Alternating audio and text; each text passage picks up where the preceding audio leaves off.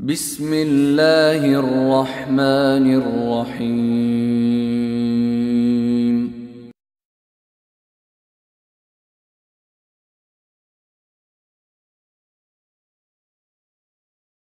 At one time or another, in both camps, they grew up in Christian, or at least nominally Christian households, but as adults they decided to convert to Islam. So, what prompted the switch?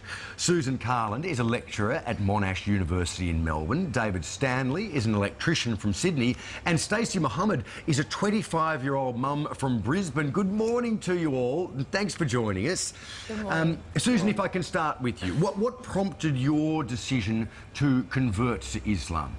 I think I was a teenager when I became Muslim, and I think it was when I was a teenager I started just to have big questions about life, the universe and everything, and I started to explore lots of different answers to those questions, and much to my surprise, Islam seemed to be the one that continually came back to me with the answers that made the most sense to me. So eventually, yeah, when I was 19, I decided to convert. You say you were nominally Christian beforehand. Was your faith always a strong part of your life? Yeah, absolutely. I knew that I always believed in God, and I was raised in a household where we did go to church and those sort of things. And so it was always a very big part of my life and always a very positive part of my life. But I think when I was in my teens, I just started to wonder if I believed what I did because I thought it was true, or if it's just what I'd been raised to believe. And that's what sort of prompted the outward exploration, I guess. Mm. Okay, this is really interesting. David, describe your life before you converted to Islam. Typical young Aussie guy. Used to go out and, drink, smoke, have fun, just do crazy things. Also, I used to be quite a racist. Yeah, right. Yeah, and I didn't like Muslims at all. What did you know about Muslims before you became what I thought I knew about Muslims? Okay, so firstly, what I thought of Islam is I actually thought Islam was a place, and Muslims came from this place, and they hated everyone, and whoever wasn't a Muslim, I thought they wanted to convert them, and that was it. They're all from Islamabad.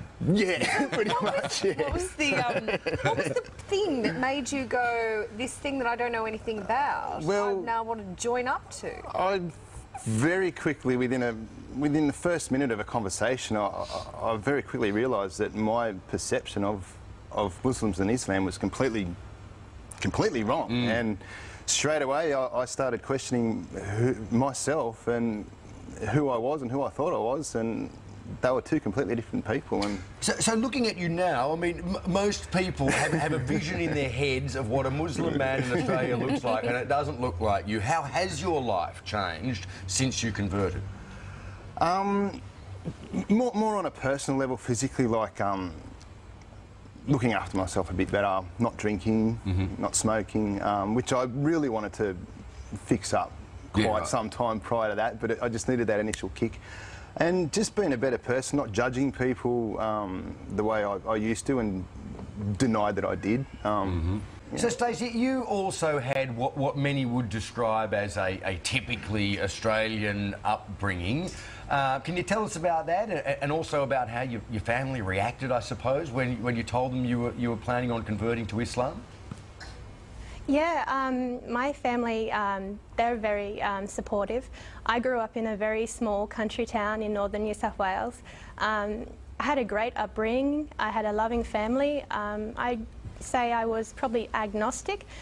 So I didn't really tell them about my journey, because it was really inner journey rather than, telling everyone about what I was thinking about doing. And I started about 2008, so when I told them in 2010, they already had sensed that there was some changes within, so they handled it really good. And I would say that we're probably closer now that I'm a Muslim than before. Very interesting.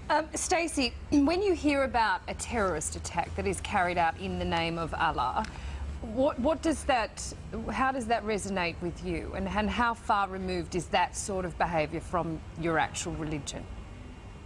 I feel sad because I would feel sad if any innocent person died overseas or here. Doesn't matter what religion, any innocent person's death is quite sad. But I also feel sad because my religion is misrepresented, and I know in myself what Islam is, but you can't really show that on a 30-second news clip every night. So it's quite complex. And I feel like quite sad because I'm going to be representing Islam and people are going to look at me like I'm linked to terrorism. So that's not how I want my life to be and how I want my son's life to be when he grows up. So it's quite sad. It's interesting, isn't it? You know, the media and in fact the public, I think, concentrate on the excesses of a particular group of Muslims, regards to the treatment of women, for example, regards to you know, terrorist activity.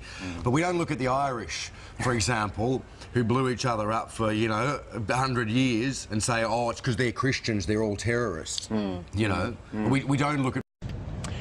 It's the world's fastest growing religion, Islam.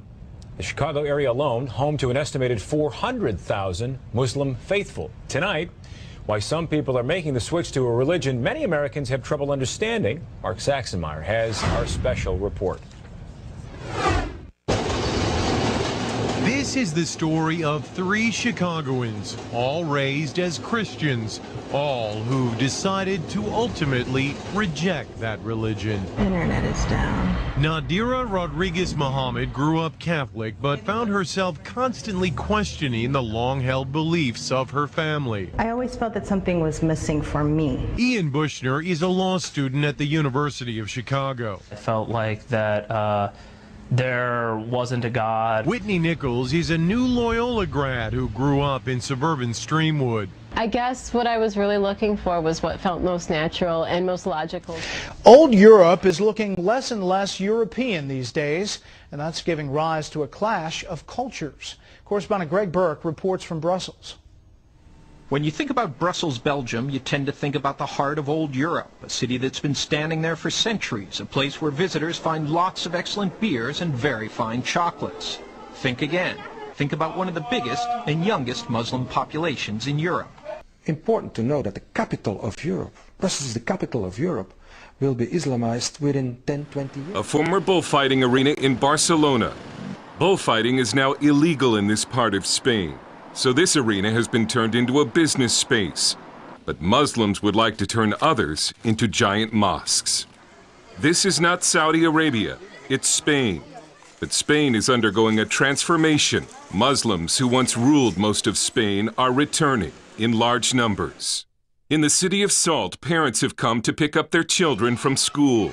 Muslims already make up 40% of the city's residents, and will soon be the majority. Muslim armies conquered most of Spain, calling it Al-Andalus. They would not be completely expelled for 700 years, the year Columbus discovered the New World. And now Muslims are returning, and polls suggest they're not returning in order to be Spaniards.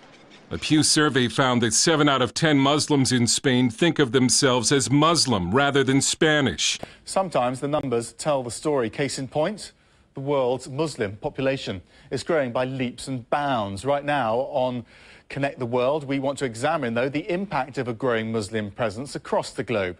We'll start with Richard Green, who crunches the numbers and tells us why it's happening. 20 years ago, there were just over 1 billion Muslims in the world. 20 years from now, there will be just over 2 billion. According to the Pew Forum on Religion and Public Life, the number of Muslims in the United States will more than double by 2030 to over 6 million. But even so, Muslim women around the world are simply having more children than non-Muslim women. And that's why the most popular name for baby boys born in England in 2009 was Mohammed. Richard Green, CNN, London.